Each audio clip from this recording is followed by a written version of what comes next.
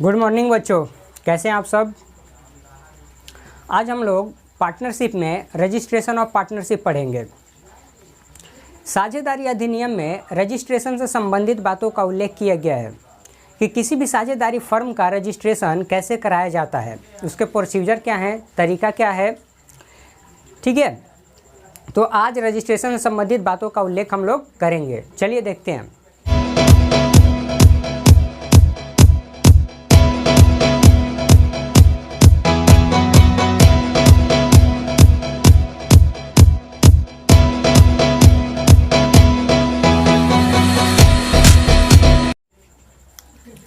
Registration of partnership business.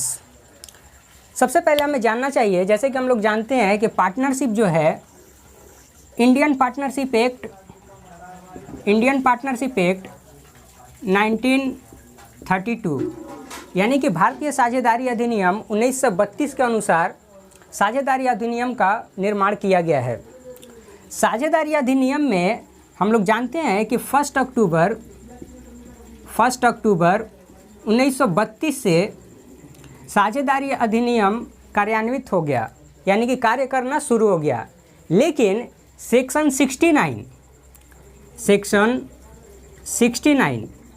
साझेदारी अधिनियम में ये बन के तो तैयार हो गया था, कार्यान्वित भी हो गया, ये लागू भी हो गया। ठीक है, 1932 1 अक्टूबर 1932 को, लेकिन सेक्शन 69 अभी उसमें शामिल नहीं था। तो साझेदारी जो अधिनियम है उसमें अभी रजिस्ट्रेशन से संबंधी, यानी कि साझेदारी व्यवसाय की रजिस्ट्रेशन कैसे कराया जाए, पंजीयन कैसे कराया जाए, अभी उन नियमों का सम्मिलित होना बाकी था। तो ऐसे में सेक्शन 69 अभी बाकी था। तो सेक्शन 69 को 1 अक्टूबर 1933 में जब शामिल कर दिया गया, तो 1 अक्टूबर 1933 में साझेदारी अधिनियम को पूरी तरह से लागू कर दिया गया, यानी कि रजिस्ट्रेशन से संबंधित बातों का भी इसमें उल्लेख कर दिया गया। ठीक है, तो रजिस्ट्रेशन ऑफ पार्टनरशिप बिजनेस में, यानी कि इंडियन पार्टनरशिप एक्ट 1932 सेक्शन 56 से लेकर 72 तक रजिस्ट्रेशन से संबंधित बातों का उल्लेख किया गया है। ठीक है, तो आज हम लोग इन सारी बातों के बारे में जानेंगे। तो चलिए सबसे पहले जानते हैं कि साझेदारी व्यवसाय में क्या साझेदारी व्यवसाय का रजिस्ट्रेशन कराना आवश्यक है, कंपलसरी है। तो इसीलिए सबसे पहले क्वेश्चन देखिए कि is the registration of partnership compulsory. तो किसी भी साझेदारी व्यवसाय का रजिस्ट्रेशन कराना, पंजीयन कराना क्या अनिवार्य है, सबसे पहले क्वेश्चन बनता है। तो सबसे पहले आपको ध्यान देना है कि साझेदारी व्यवसाय में, जैसे कि हम लोग जानते हैं कि पार्टनरशिप बिजनेस जो है, साझेदारी अधिनियम 1932 के अनुसार ऐसा बोला गया है कि साझेदारी व्यवसाय का रजिस्ट्रेशन कराना कंपलसरी ना होके बल्कि ऑप्शनल है, यानी कि अनिवार्य ना होके ऐच्छिक है। लेकिन साझेदारी व्यवसाय में रजिस्ट्रेशन साझेदारी की नहीं कराने से बहुत सारी अधिकारों का या फिर बहुत सारे जो उसके फ़ायदे मिलने चाहिए उससे साझेदार वंचित रह जाते हैं। ठीक है, तो इसीलिए अगर व्यवहारिक दृष्टिकोण से देखा जाए तो साझेदारी व्यवसाय को रजिस्टर्ड करा लेना चाहिए। ठीक है, लेकिन जब भी एग्जाम में ऐसा पूछा जाए कि साझेदारी व्यवसाय को कराना क्या कंपलसरी है, तो आप बोलेंगे कि नहीं, कंपलसरी ना होकर बल्कि क्या है, ऑप्शनल है। ठीक है, साथ ही साथ साझेदारी व्यवसाय में साझेदारी को रजिस्ट्रेशन कराने के लिए हर एक राज्य में सरकार क्या करती है, तो सरकार हर एक राज्य में एक रजिस्ट्रार अपॉइंट करती है। ठीक है, रजिस्ट्रार अपॉइंट करती है। एक रजिस्ट्रार सरकार अपॉइंट करती है, और ये जो रजिस्ट्रार है राज्य सरकार द्वारा अपॉइंट किया जाता है। ठीक है, देखिए हम लोग, तो एक तो साझेदारी व्यवसाय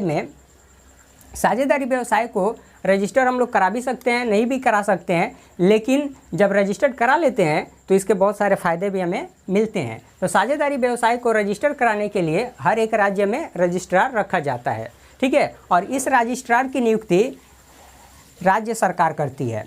ठीक है, नेक्स्ट की तरफ देखें, और ये जो रजिस्ट्रार होता है इसे हम लोग क्या कहते हैं, रजिस्ट्रार ऑफ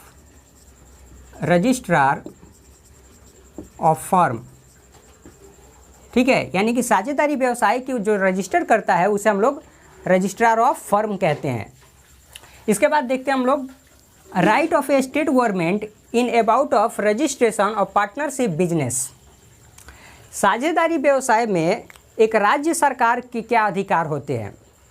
तो साझेदारी व्यवसाय में चूँकि हम लोग जानते हैं कि जो रजिस्ट्रार ऑफ फर्म होता है उसको राज्य सरकार नियुक्त करती है। तो ऐसे तरह की स्थिति में जब रजिस्ट्रार ऑफ फर्म को राज्य सरकार नियुक्त करेगी तो उसके अधिकार, उसके कार्य करने की क्षेत्र को भी वो प्रभावित कर सकती है। ठीक है, तो एक राज्य सरकार का ये अधिकार होता है कि किसी भी साझेदार के कार्य क्षेत्र को और उसके अधिकार को वो तय करेगी। ठीक है, ये किस बात कहाँ पे लिखा हुआ है? तो ये इंडियन पार्टनरशिप एक्ट 1932 के अध्याय 7 में यानी कि चैप्टर 7 में ये लिखा हुआ है। किसमें? तो सेक्शन 56। तो सेक्शन 56 में इसमें लिखा हुआ है। नेक्स्ट आगे की तरफ देखते हैं, एन अपॉइंटमेंट ऑफ रजिस्ट्रार, किसी भी साझेदार की नियुक्ति से संबंधित बातों का उल्लेख। तो एन अपॉइंटमेंट ऑफ रजिस्ट्रार, तो किसी भी रजिस्ट्रार की यानी कि फर्म में साझेदारी व्यवसाय में किसी भी रजिस्ट्रार की अगर नियुक्ति की जाएगी तो उससे संबंधित बातों का उल्लेख सेक्शन 56 में किया गया, यानी कि इंडियन पार्टनरशिप एक्ट 1932 सेक्शन 56। तो सेक्शन 56 में उल्लेख किया गया है। इसके बाद ये जो अपॉइंटमेंट है ये राज्य सरकार द्वारा की जाती है।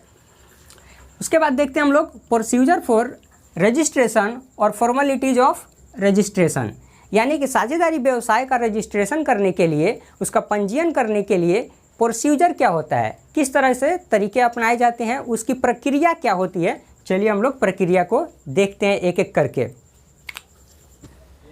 साझेदारी अधिनियम में रजिस्ट्रेशन से संबंधित बातों का उल्लेख सेक्शन 58 से लेकर सेक्शन 59 के अंतर्गत किया गया है। ठीक है, तो चलिए एक एक करके देखते हैं। सबसे पहले फर्म का नाम।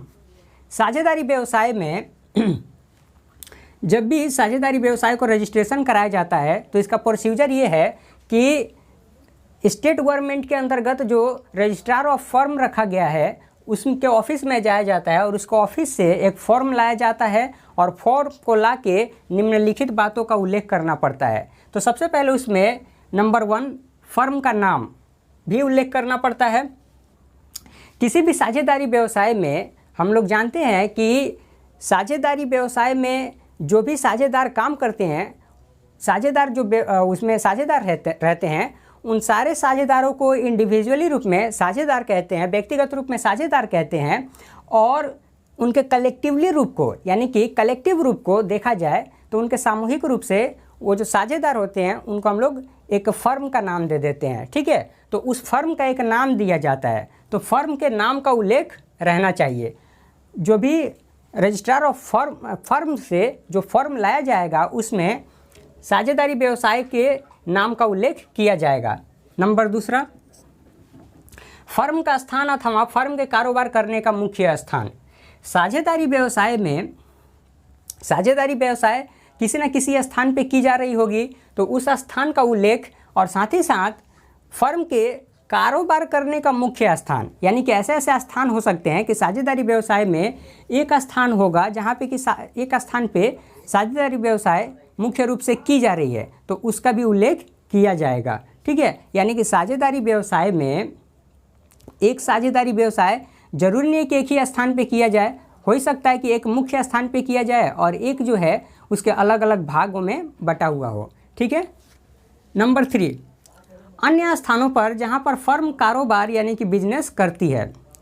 साझेदारी व्यवसाय का एक मुख्य स्थान होगा और साथ ही साथ उसके ब्रांचेज यानी कि विभाग, उसकी शाखाएं भी अलग अलग हो सकती हैं। ठीक है, तो साझेदारी व्यवसाय उसी नाम से और कहाँ कहाँ पे उसकी शाखा काम कर रही है, ठीक है, या कहाँ पे उसका व्यवसाय खुला हुआ है, उन सारे स्थानों का भी उल्लेख उस फॉर्म में करेंगे। यहाँ पे कारोबार कहने से मतलब क्या है? कारोबार का मतलब क्या है? बिजनेस। और बिजनेस के अंतर्गत क्या आ जाएगा? ट्रेड भी आ जाएगा, प्रोफेशन भी आ जाएगा, जैसे कि पिछले क्लासेस में मैंने आप सबको बताया है। चलिए आगे की तरफ देखते हैं। नंबर 4 में हम लोग देख रहे हैं वह तिथि जबकि प्रत्येक साझेदार फर्म में सम्मिलित हुआ हो। साझेदारी व्यवसाय में चूँकि हम लोग जानते हैं कि साझेदारी व्यवसाय में जो साझेदार होते हैं ज़रूरी नहीं है कि एक ही तिथि पे सारे साझेदार उसमें आए हों। ये हो ही सकता है कि अलग अलग साझेदार अलग अलग तिथि में आए हैं। ठीक है, तो जो भी साझेदार आएंगे, ठीक है, नए आएंगे या पुराने साझेदार हैं, तो जो भी साझेदार जिस तारीख को उस फर्म में शामिल हुए हैं उस तिथि का भी उल्लेख किया जाएगा। उस जो रजिस्ट्रेशन कराया जाएगा उस फॉर्म में हम लोग इस बात का भी उल्लेख करेंगे। ठीक है। नंबर 5, सभी साझेदारों के पूरे नाम व स्थायी पते। साझेदारी व्यवसाय में जो भी साझेदार होंगे वो उनके पूरे नाम क्या हैं। जैसे कि साझेदारी व्यवसाय में हम लोग देखेंगे कि पूरे डिटेल देने की आवश्यकता है कि साझेदारों के नाम क्या हैं, वो कहाँ कहाँ पे रहते हैं। ठीक है, तो उनके पूरे नाम और उनके अस्थाई पते यानी कि परमानेंट एड्रेस की जानकारी देना आवश्यक है। नंबर 6, फर्म की अवधि। साझेदारी व्यवसाय की जो शुरुआत की जाती है तो उसका एक अवधि भी फिक्स हो सकता है, यानी कि साझेदारी व्यवसाय का एंड कब किया जाएगा, ये साझेदारी व्यवसाय कब तक चलेगी। तो वो जो अवधि है, जो भी समय है, उस समय का भी उल्लेख किया जाएगा। ये होता है कि साझेदारी व्यवसाय में पहले एक टाइम पीरियड को फिक्स किया गया हो और जब टाइम पीरियड ऐसा हो सकता है कि समाप्त हो और साझेदारों को व्यवसाय और चलानी है तो उसका रिन्यूअल भी करा सकते हैं, उसका टाइम पीरियड भी बढ़ा सकते हैं। ठीक है। नंबर 7, सभी साझेदारों अथवा उनके अधिकृत एजेंटों के हस्ताक्षर। साझेदारी व्यवसाय के रजिस्ट्रेशन के लिए जो फर्म रहेगा उसमें सभी साझेदारों के हस्ताक्षर रहने आवश्यक हैं। ठीक है, और जो भी साझेदार होंगे उनके अधिकृत यानी कि उनके अंडर भी विभिन्न तरह के एजेंट कार्य कर सकते हैं, तो जो भी एजेंट होंगे उनके भी हस्ताक्षर होना उस पर आवश्यक है। तो साझेदारी व्यवसाय में सभी साझेदारों के और उनके अधिकृत जो भी एजेंट होंगे उनके हस्ताक्षर करना आवश्यक है। नेक्स्ट हम लोग देखते हैं कि और साथ ही साथ इसमें देखा जाएगा कि जो भी इस फॉर्म में यानी कि जो फॉर्म ऑफ रजिस्ट्रार से हम लोग फॉर्म लाए हुए हैं जिसमें इन सारी बातों का उल्लेख कर रहे हैं, उसमें इन सारी बातों का उल्लेख किया जाएगा। और इसके साथ ही साथ हम लोग ध्यान रखेंगे कि साझेदारी व्यवसाय का जो नाम रखा गया है उसके नाम में crown, emperor, empress, empire, state, imperial, king, queen, royal, इन सारे शब्दों का प्रयोग नहीं होना चाहिए, अन्यथा जो फर्म होगा उसका नाम इल्लीगल हो जाएगा या फिर हो सकता है कि संवैधानिक रूप से उस साझेदारी व्यवसाय में विभिन्न तरह की समस्याएं शुरू हो जाएं। यानी कि सरकार पूरी तरह से देखी जाए तो विभिन्न तरह के असंवैधानिक नियमों को करने की वजह से उसको बंद भी करा सकती है। तो ये पूरी तरह से ध्यान रखा जाता है। इसके बाद हम लोग देखते हैं कि इश्यूएंस ऑफ सर्टिफिकेट। और ऊपर देखिए कि ये जो भी प्रोसीजर फॉर रजिस्ट्रेशन और फॉर्मेलिटीज ऑफ रजिस्ट्रेशन ये जो दिया गया है, ये किस में दिया गया, तो सेक्शन 58 से सेक्शन 59 के में दिया गया है। तो इन सारी बातों का जो भी हम लोगों ने उल्लेख किया ये किससे संबंधित था, तो सेक्शन 59 से ये संबंधित था। सेक्शन 58 से संबंधित था। इसके बाद इन सारी बातों का उल्लेख करने के बाद हम लोग देखेंगे कि अभी भी फर्म का रजिस्ट्रेशन कंप्लीट नहीं हुआ है। तो फर्म का रजिस्ट्रेशन जो है कंप्लीट होने के लिए अब इन पहले फॉर्म में जो भी हम लोग रजिस्ट्रार ऑफ फर्म से जो फॉर्म लाए हुए हैं उस फॉर्म में अब इन सारी बातों का उल्लेख करने के बाद रजिस्ट्रार के पास जाया जाता है और रजिस्ट्रार के पास जाके उस फॉर्म को निश्चित निःशुल्क को दे के जमा किया जाता है। जमा करने के पश्चात अब रजिस्ट्रार जो है रजिस्ट्रार इन सारी बातों को जब पूरी तरह से जांच कर लेता है, उसको ये पूरी तरह से संतुष्टिकरण हो जाती है कि जो साझेदारी जो फर्म है वो सत्य है, सही है और किसी भी तरह से कानूनी रूप से वो गलत नहीं है। तो जब उसको ये सेटिस्फेक्शन हो जाता है, संतुष्टि हो जाती है, तो वो इन सारी इन्फॉर्मेशनों को एक रजिस्टर में उतार लेता है, एक रजिस्टर में उतार लेता है। तो उसे हम लोग क्या कहते हैं, उस रजिस्टर को क्या कहते हैं उस रजिस्टर को हम लोग क्या कहते हैं, तो उस रजिस्टर को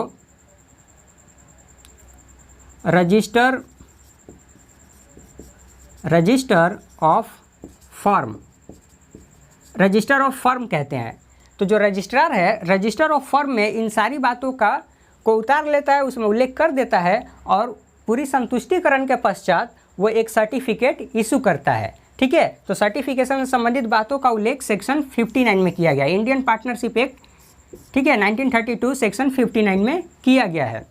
तो अब रजिस्ट्रार क्या है कि रजिस्ट्रार एक सर्टिफिकेट प्रमाणन इशू करता है। ठीक है, तो प्रमाणन इशू कर देने के बाद यानी कि सर्टिफिकेट इशू कर देने के बाद ये पूरी तरह से हमें जानकारी मिल जाती है या फिर पूरी तरह से ये संतुष्टिकरण हो जाता है कि जो भी साझेदारी फर्म है यानी कि जो पार्टनरशिप बिजनेस है, जो फर्म है, उसका रजिस्ट्रेशन हो चुका। तो ये थी प्रोसीजर, यानी कि साझेदारी व्यवसाय को कैसे रजिस्टर्ड कराया जाए, तो इसके ये प्रोसीजर हैं, पत्ती हैं। ठीक है, इसको ध्यान में रखेंगे। साझेदारी व्यवसाय में हम लोग जानते हैं कि साझेदारी व्यवसाय को रजिस्ट्रेशन कराना कंपलसरी ना होकर बल्कि ऑप्शनल है। तो जब कंपलसरी नहीं है, अनिवार्य नहीं है, तो क्यों फर्म को रजिस्ट्रेशन कराया जाए। चलिए सबसे पहले इसको जानने के लिए हमें जानना होगा कि साझेदारी व्यवसाय को रजिस्टर कराने के लिए जब रजिस्टर हम लोग कराते हैं तो रजिस्टर कराने के पश्चात कौन कौन से फ़ायदे मिलते हैं।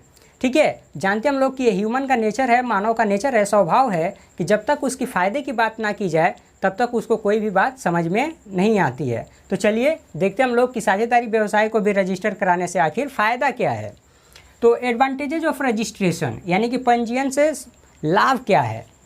तो number 1 advantages of firm, advantages of firm यानी कि फर्म को लाभ। जो भी हम लोग जानते हैं कि साझेदारी व्यवसाय में प्रत्येक साझेदार को इंडिविजुअली रूप में, व्यक्तिगत रूप में, जो भी व्यक्ति होंगे साझेदारी व्यवसाय में उनको व्यक्तिगत रूप में साझेदार कहते हैं और उनके सामूहिक रूप को फर्म कहते हैं। तो फर्म को क्या लाभ होगा। अब यहाँ पे आपके दिमाग में ये भी क्वेश्चन उठ सकती है कि फर्म और साझेदार क्या अलग होते हैं क्या। नहीं, तो चूँकि देखा जाए तो साझेदारों के जो हैं सामूहिक रूप उसी को तो फर्म कहा जाता है, लेकिन उसमें फर्म को हम लोग एक तरह से अलग रूप में देख सकते हैं और एक एक साझेदार को हम लोग अलग रूप में देख सकते हैं क्योंकि उनके कलेक्टिव रूप को ना फर्म कहा जाता है। इसलिए तो फर्म को क्या लाभ होगा, एडवांटेजेस ऑफ फर्म। तो फर्म को ये लाभ होगा कि साझेदारी व्यवसाय में अगर किसी भी साझेदार ने अगर किसी भी तरह की गलती की है, ठीक है, या फिर कोई भी अन्य पक्षकार यानी कि साझेदारी व्यवसाय के जो बाहरी व्यक्ति हैं, अगर फर्म के साथ किसी भी तरह की समस्या होती है तो फर्म न्यायालय में यानी कि सिविल कोर्ट में, सिविल कोर्ट, ठीक है, सिविल कोर्ट में शिकायत दर्ज करा सकता है। ठीक है, साझेदारी व्यवसाय का अगर रजिस्ट्रेशन नहीं होगा तो कोई भी फर्म अन्य साझेदारों के प्रति या किसी अन्य पक्षकार के प्रति किसी भी तरह से केस फाइल नहीं कर सकता है। तो ये फ़ायदा है फर्म को कि अगर किसी भी तरह से अगर उसके साथ किसी तरह की समस्या होती है तो किसी अन्य पक्षकार के खिलाफ वो केस कर सकता है। Next, advantages to partner. साझेदारों को क्या फ़ायदा है रजिस्ट्रेशन से। तो फर्म को जब रजिस्टर्ड करा दिया जाता है तो साझेदारों को भी ये फ़ायदा है, यानी कि पार्टनर को भी ये फ़ायदा है, हर एक साझेदार को ये फ़ायदा है कि किसी भी साझेदार का अगर किसी भी अन्य साझेदार से अगर समस्या होती है या साझेदारों का फर्म से समस्या होती है तो वो न्यायालय में अपनी वाद प्रस्तुत कर सकते हैं और अपने अधिकारों के लिए मांग कर सकते हैं। नेक्स्ट, नंबर 3 को देखते हैं, एडवांटेजेस टू क्रेडिटर्स। क्रेडिटर्स यानी कि जो भी लेनदार हैं, लेनदार जो भी मान लीजिए कि साझेदारी व्यवसाय में साझेदारों ने कर्ज लिया है, ठीक है, या फिर जो कर्ज देने वाले हैं, तो ऐसे तरह की स्थिति में हो सकता है कि उसमें 2 साझेदार हैं, 4 साझेदार हैं या जितने भी साझेदार हैं और अगर फर्म का रजिस्ट्रेशन हुआ है तो कोई भी साझेदार अपने इस बात से नहीं मुँह कर सकता है कि वो कर्ज को चुकता नहीं करेगा। यानी कि जो लेनदार हैं वो पूरी तरह से ये संतुष्ट रहता है, उसको ये पूरी तरह से संतुष्टिकरण रहती है कि अगर किसी भी तरह से फर्म ने पैसा चुकता नहीं किया तो साझेदारों को भी उनकी संपत्ति को जब्त करके पैसा वसूल किया जा सकता है। तो ये लेनदारों को भी इससे फ़ायदा है। ठीक है, next, number 4, advantages to incoming partner.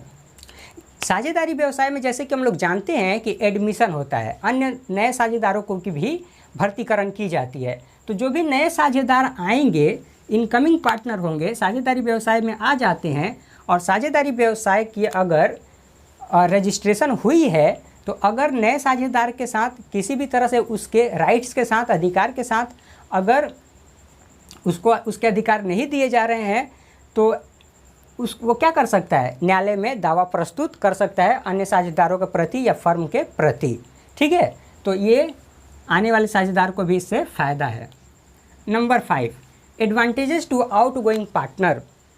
साझेदारी व्यवसाय में, साझेदारी व्यवसाय से हम लोग देखते हैं कि रिटायरमेंट होती है, डेथ होती है, किसी ऐसा हो ही सकता है कि साझेदारी व्यवसाय में किसी साझेदार की मृत्यु हो जाए या कोई साझेदार साझेदारी व्यवसाय को छोड़ के जा रहा है।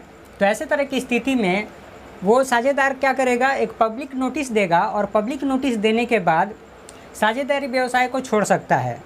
और उसे क्या फ़ायदा होगा, तो साझेदारी व्यवसाय को छोड़ देने के पश्चात जो भी क्रेडिटर होंगे, लेनदार होंगे, अब किसी भी तरह से लेनदारों का उस साझेदार पे कोई भी दायित्व नहीं बनेगा। यानी कि जो आउटगोइंग पार्टनर है, अब किसी भी तरह से उसका दायित्व फर्म के प्रति नहीं बनता है।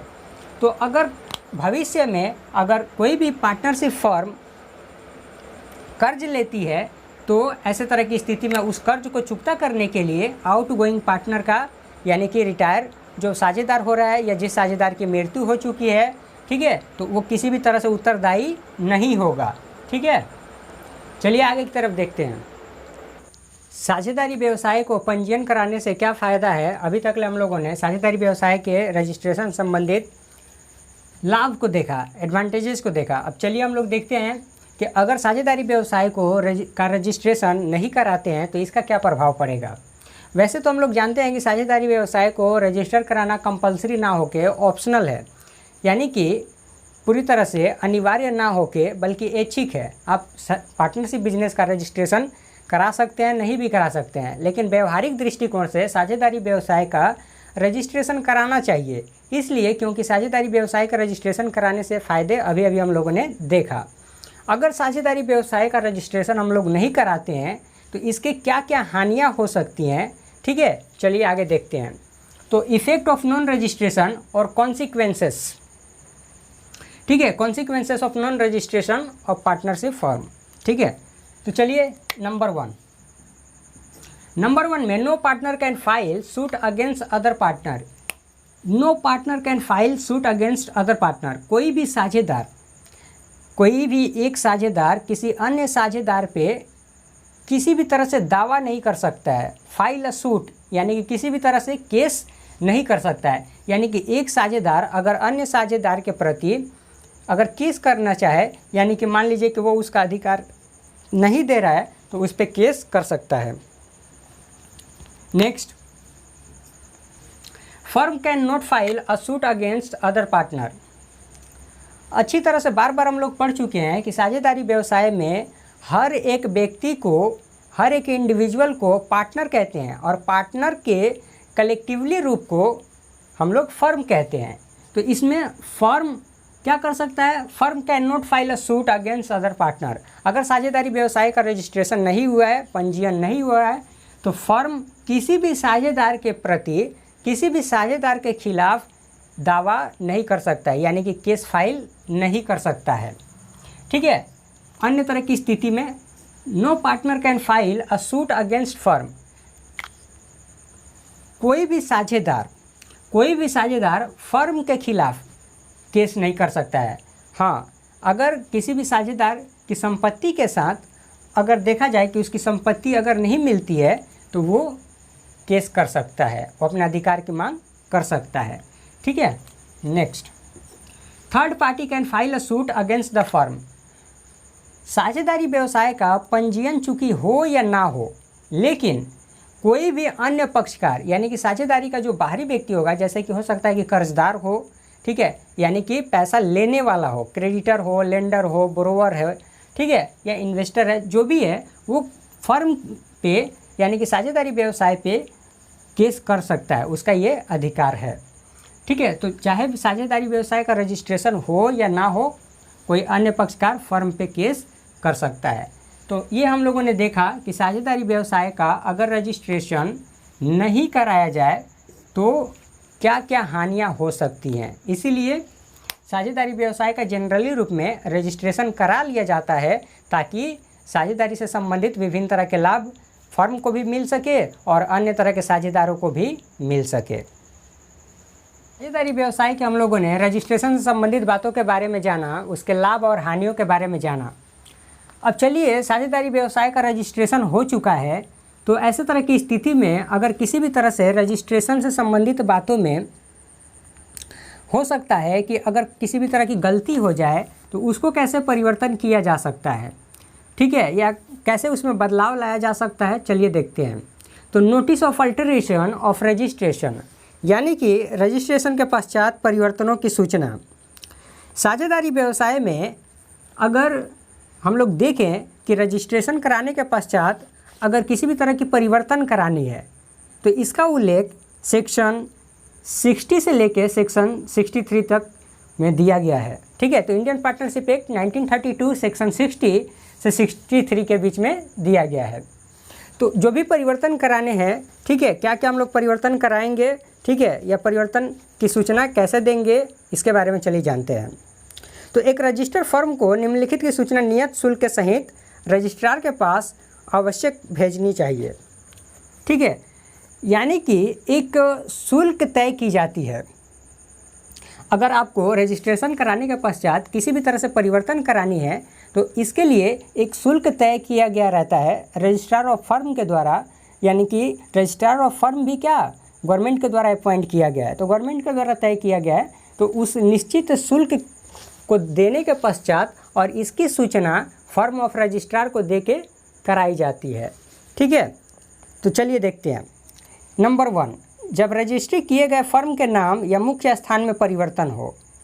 साझेदारी व्यवसाय में हम लोगों ने देखा कि साझेदारी व्यवसाय जो की जाएगी उसके नाम व पतों का उल्लेख किया जाएगा।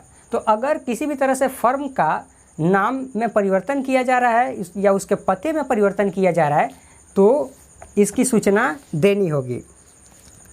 इससे संबंधित बातों का उल्लेख सेक्शन 60 में किया गया है। नेक्स्ट, नंबर 2 में जब फर्म किसी स्थान पर अपना कारोबार बंद करे अथवा किसी नवीन स्थान पर कारोबार आरंभ करे। साझेदारी व्यवसाय को जब साझेदारी व्यवसाय का स्थान परिवर्तन किया जाएगा, एक पुराने स्थान से बंद करके दूसरे स्थान पे अगर साझेदारी व्यवसाय को किया जा रहा है तो और उसमें परिवर्तन करनी है तो इसकी भी सूचना देनी पड़ेगी, ठीक है। और इसका जो उल्लेख है किसमें किया गया है, सेक्शन 61 में किया गया है। नंबर 3, जब फर्म के कारोबार के नाम व अस्थायी पते में परिवर्तन हो।